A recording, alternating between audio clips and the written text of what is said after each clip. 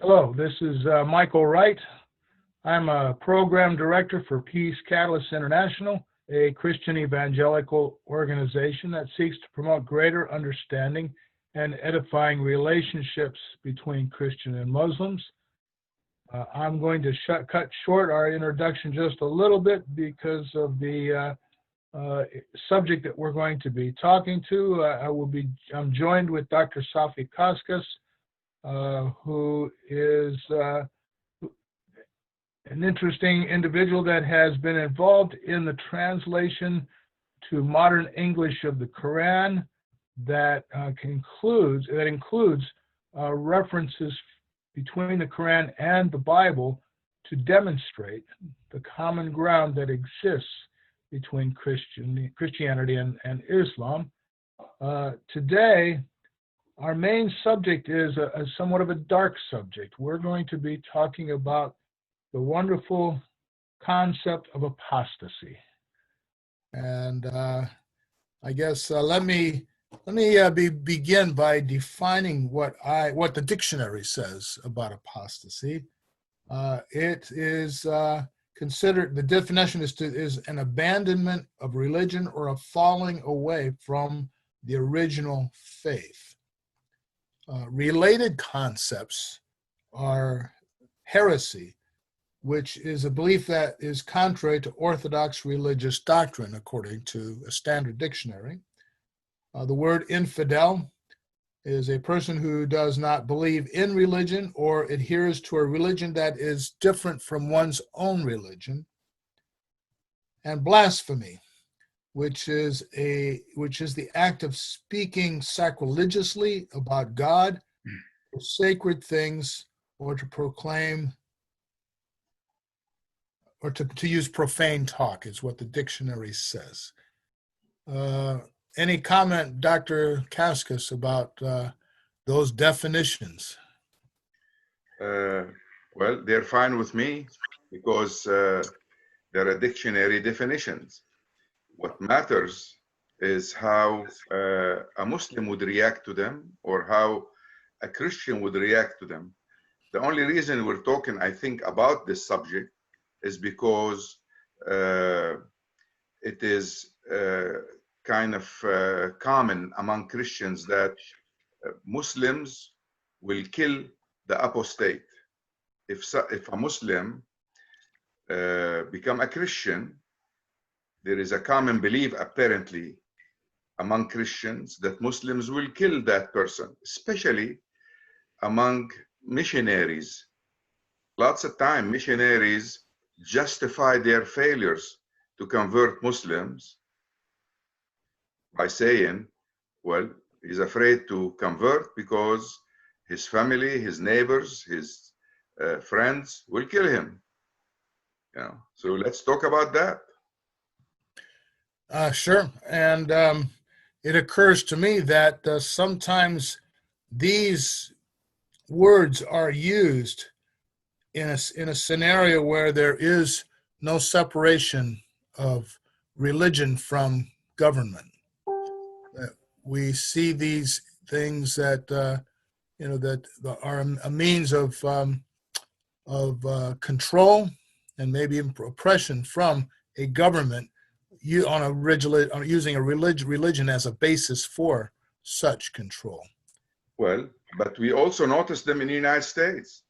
I know from my friends on Facebook that if a woman converts from Christianity to Islam, she will be boycotted socially by her friends. They stop talking to her. In many cases, she'll be kicked out of the house. Her mom and her dad will just ask her to leave. She will be called names like traitor, like, all kind of ways to make her feel that she's no longer accepted in the same social circle that she grew up in. So even if that is even done here in the United States, it tells me that it's a human feeling for people to think that when you abandon the basic norm of faith that the group accepts, they'll consider you outside that group. It has nothing to do with Islam per se or Christianity per se. I don't know about Jews, but I know about Christians and Muslims. So if you leave the group's faith, you will be considered, somewhat of a unwanted person that no one would want to welcome. And I think that happens also among Jews, and to some degree among Christians. I think the concepts we're talking about here, apostasy is the main subject, but I think it is almost an elusive thing. It almost depends on the eye of the beholder.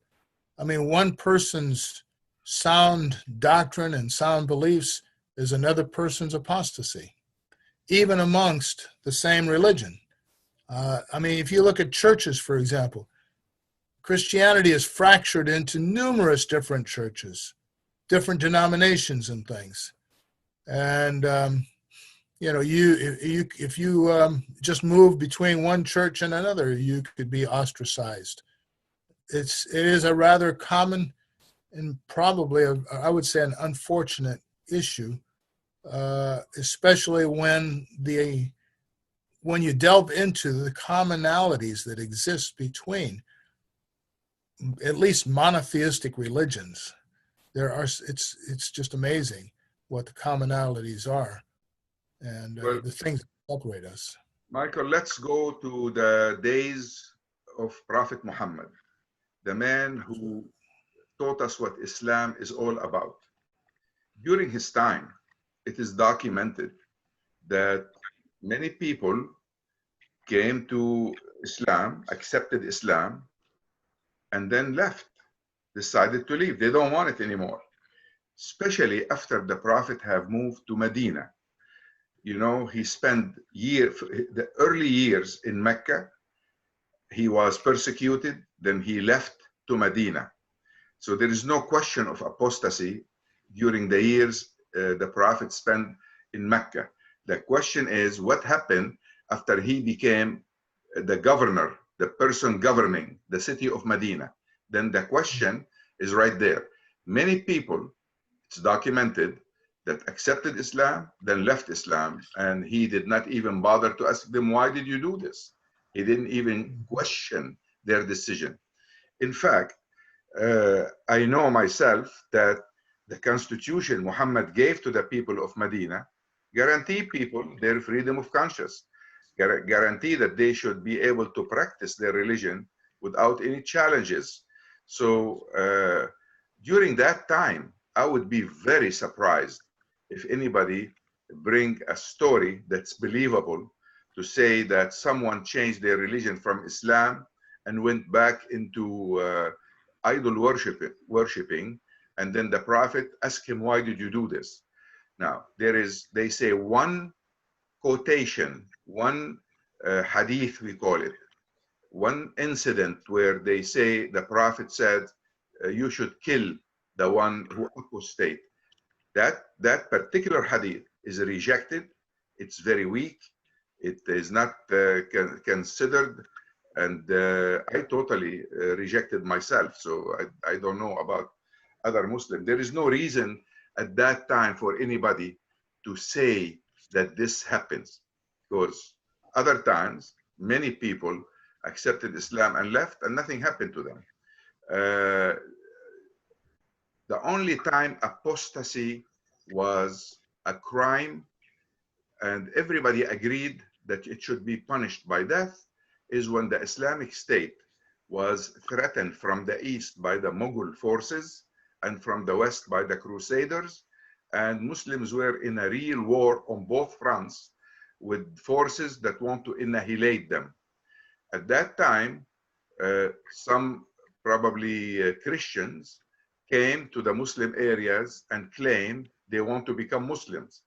And later, it was discovered that they made that claim, it was a false claim, so they can spy on Muslims and leave and go and give the describe what they found to the Crusaders' forces, where they came from, in order to help them. At that time, Ibn Taymiyyah, a famous Muslim scholar of that time, said it should be the punishment of an apostate should be death. But that was when the country was in war. That accusation should have been equal to, be the guy being a traitor. So it was a military decision rather than a decision in peacetime to kill the apostate. So it was against spying rather than against someone changing their religion. And I would observe that Jesus, in his teachings, he was really fairly broad-minded with respect to who was a follower, or a person who took their faith in God seriously. It ranged everywhere from the Samaritans, who were rejected by the Jews, that actually do not recognize the same scriptures as the Jews. They have their own version of the Torah. It's similar to the Jewish Torah, but it is different. Yes. So it appears to me that, our main messengers here brought messages that that reflected the teachings of Jesus, that you should love God and love your neighbor. It's very similar. It's a very simple thing to do. Anything you get, when you add things to that, especially when you have different cultures, you're going to have a divergence from those very basic, universal, eternal truths. Well, Mike, actually, you have to look at the situation when there is a war as treason rather than freedom of conscience. If people look at it this way, that they will be able to understand it. But if they want to see it only in the limitation of accepting faith and rejecting faith, then it's their prerogative to see it this way, but then it would not be explained, it would not be understood. So in the case of Ibn Taymiyyah, in the case of that particular fatwa to kill the apostate, it was done during a time of war when the state was in grave danger. So it was a fatwa against treason. During the time of the Prophet, we don't have any proof that the Prophet ever said that an apostate should be punished, even questioned, So his biography doesn't tell me that this happens. Then, it is customary for Muslim scholars, when they want to issue a fatwa, to go and look for something the Prophet did so they can base it on something. The Quran definitely doesn't have anything. The Quran propagates freedom of religion. There is no compulsion in religion. I have those verses. If you want, I can read them for you, that insist on every individual's right to adopt the faith of his choice. You cannot force people to adopt a certain faith. If you cannot force them to be Muslims, you certainly cannot force them to remain Muslims if they choose to change their faith. But it was 9/11 that brought this issue to the center, and it was 9/11 prejudice that is widely spread, that got some Christians to talk about this.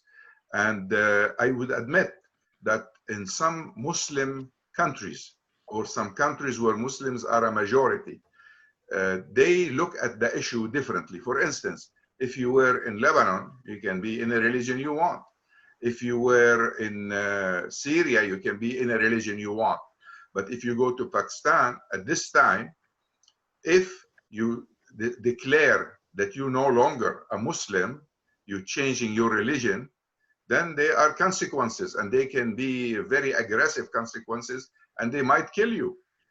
So I have to admit that what Muslims do is not necessarily what Islam teaches all the time.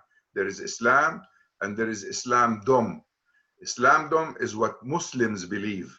Islam can be one thing, and what Muslims believe can be another thing. So as far as I'm concerned, in today's Muslim world, the trend is toward decriminalize apostasy, making it an issue of freedom of thoughts, freedom of conscience. People can be Muslims or can be anything else they want. They're free to do this. I'm certainly for that. Sure. Well, it certainly is not unique to Islam along those lines either. I mean, if we look at the years of the Inquisition in the Middle Ages and such in medieval times, they not only would take your life if you changed your religion, they would do it in very creative ways. It was actually very significant torture. I mean, it was nothing to get boiled in oil or to get sawed in two or to be put on a rack and stretched until you died. Or sometimes they could put you in a very small cage and hang you like you were in a bird cage, or you couldn't stand up. Just leave you there until you wasted away. And it's almost as if the idea was they were going to give you punishment in this life so that you would avoid punishment eternally, and like they were doing you a favor. And it's there are black eyes for maybe all religions where things like that occurred, and it's you can read about atrocities, for example, in the Old Testament. And it occurs to me that if CNN would have been alive during some of those times, it would have been all over the world, and it would not have been in a very good light. Michael, let's put this in context.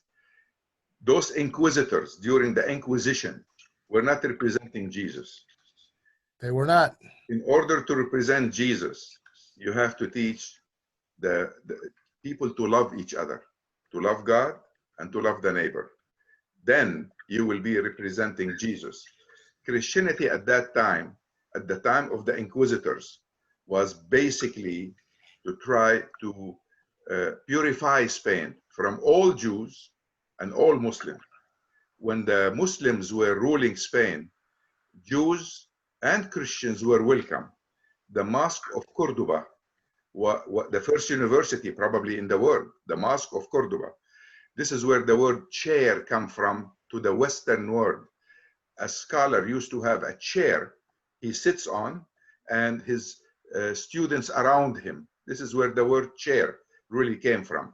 So at that time, even Moshe bin Mamnoon, the Ma'munide, very famous Jewish scholar, had a chair there and was teaching Judaism to his students inside the mosque.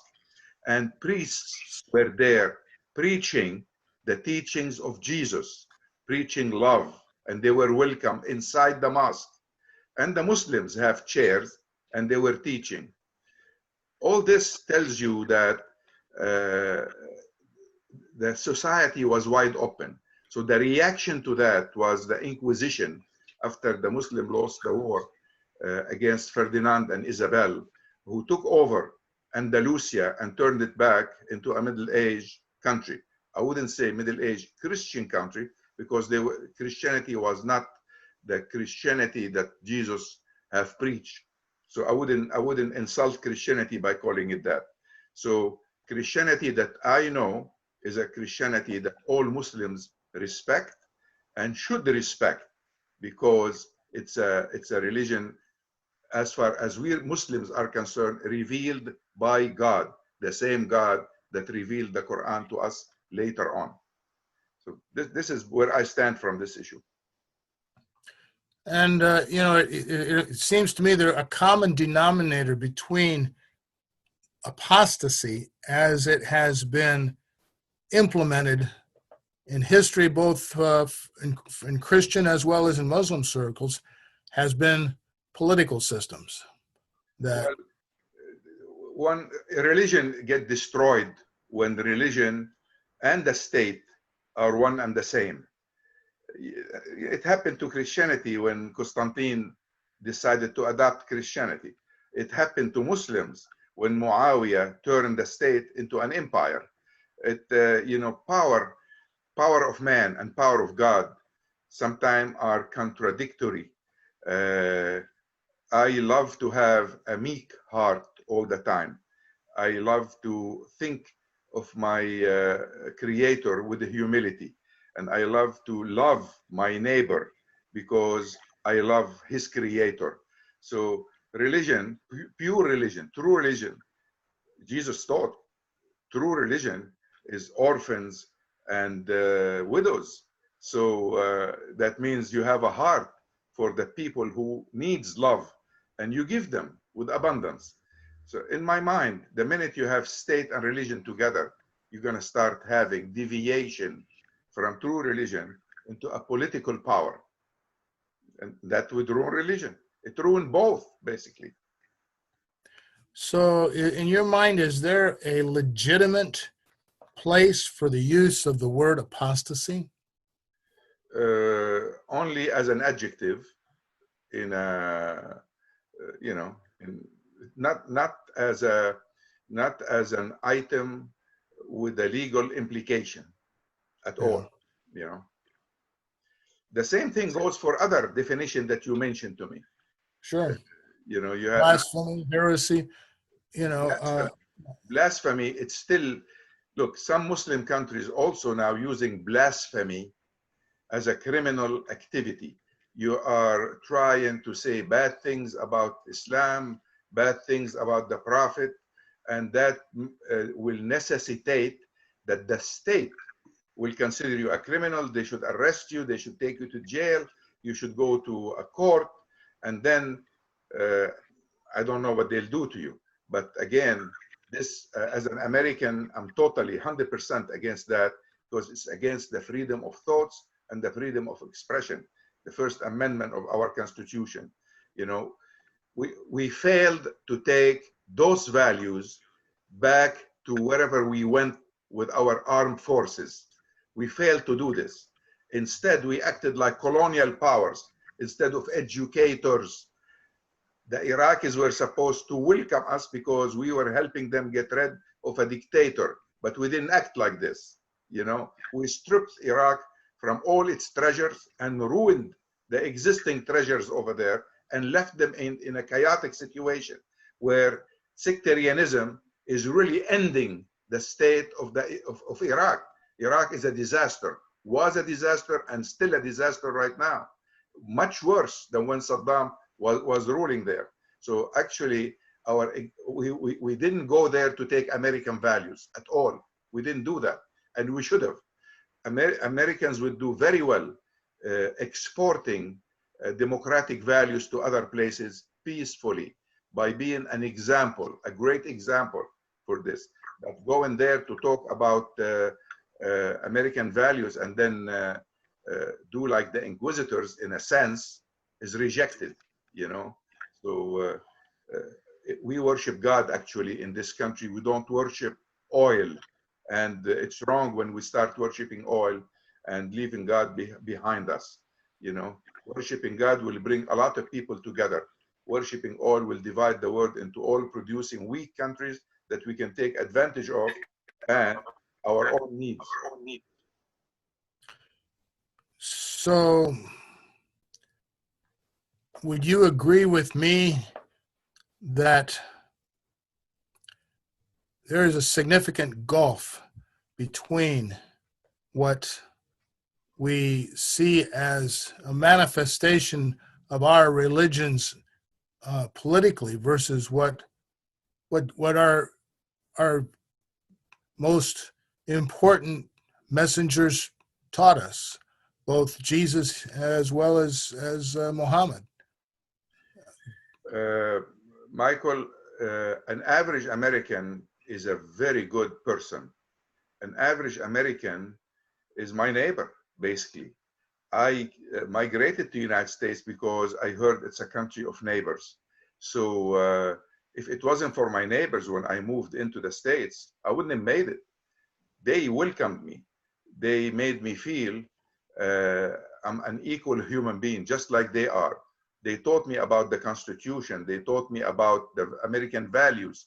We have fantastic values in this country, so we cannot condemn all this. But what we condemn is the militarism, the empire aspiration, the worship of power, going from one war to the next, to the next, to the next, feeling necessary to have an enemy all the time. That will keep us away from all revelations from God. Whether we're talking about the Torah, whether we're talking about the gospel, whether we're talking about the Quran, none of these books teach us to go and be dominant over the rest of the world and treat the rest of the world as second-class citizen while we are the first-class citizen. So we just need to go back to Jesus' teachings. I mean, this country is predominantly Christians who claim to be following Jesus. Let's go back to the teachings of Jesus. If you don't want to follow Jesus Christ, the Christ, let's follow Jesus of Nazareth, a man who lived according to certain principles that we need to learn, we need to obey, we need to live by, you know. So it doesn't really have to be a religion that we follow. I follow principles, and those principles are good here and in the Philippines as well as in China. You know, the principles of Jesus are good principles for people to know and to follow.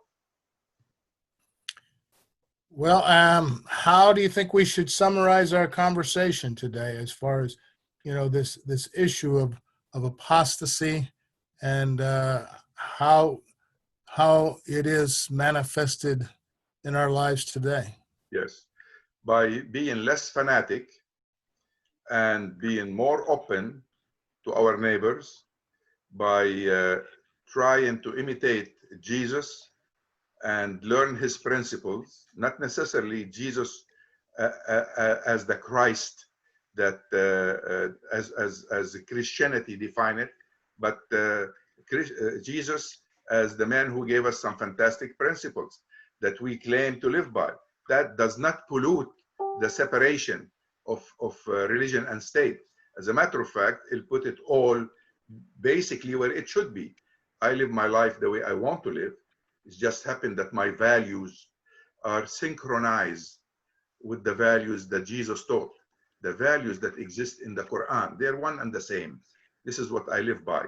If we do this, then we'll have to love our neighbor, believe in the freedom of conscience, try to give people the freedom to live their life the way they choose to live it, and not the way I want to live it. I cannot impose my way over you, and you shouldn't impose your way over me. We're both free to live according to our conscience in this country. This teaching by example. If we can spread these values and other people start noticing them, they'll start imitating us. And if they start imitating these values that we can demonstrate every day, then the rest of the world will be closer to us, will be closer to peace around the world. We need to demonstrate what we believe. If we believe in certain values, we need to show the rest of the world that we truly believe in them. That's all. Let me make this comment as we close. There was a man by the name of Herbert of Cherbury in the 17th century that saw the divisions between the various Christian groups and the Muslims and the Jews, and he came up with 5 assertions that he believed were common to all of our religions. Number 1, there is a God. Number 2, we should worship that God. Number 3, our love and towards our fellow man and the good deeds we do is integral to our faith in God. Number 4, if we fail in those areas, we must repent and seek forgiveness. And number 5, there will be consequences for our evil deeds and rewards for our good deeds in the life hereafter. Amen. We all share those things. Yes. And so do you have any final thing to say before I wrap this up today for us today? Yes. I hope I was able to summarize where Islam stands on this and where I personally stand. I don't want people to think that all Muslims share the same ideas that I just expressed. I know when we talk about Islam, the diversity among Muslims is huge. And you'd find, when you're talking to Muslim, you'll find the good, the bad, and the ugly, like anybody else. The best among the Muslims are those who love God and love their neighbors, and those who demonstrate this, not just talk about it. And I would dare to say the best among Christians are equally those who love God and love their neighbors. So let's take the common denominators we have and appreciate them and try to live by them and try to establish peace within our own communities and later on the larger communities and the world based on these principles. Well, I guess I would have to say amen to that. Well, here we go. Yeah. So I thank you, Dr. Kaskas, for joining with me today. I have enjoyed our conversations, this one, and to include the number of them that we've had previous to this.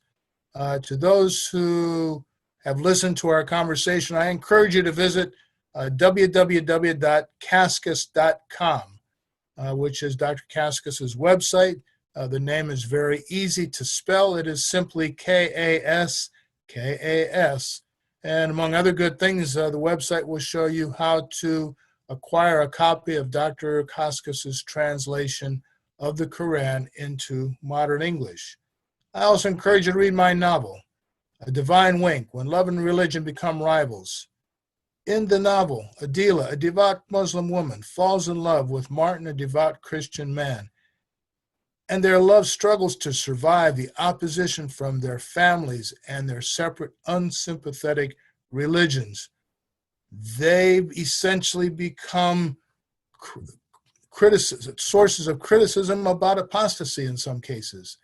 I think, though, you will be pleased to learn how Martin and Adila deal with this opposition, and more importantly, how they came to discover the extraordinary common truths between Islam and Christianity that make their relationship both edifying and possible.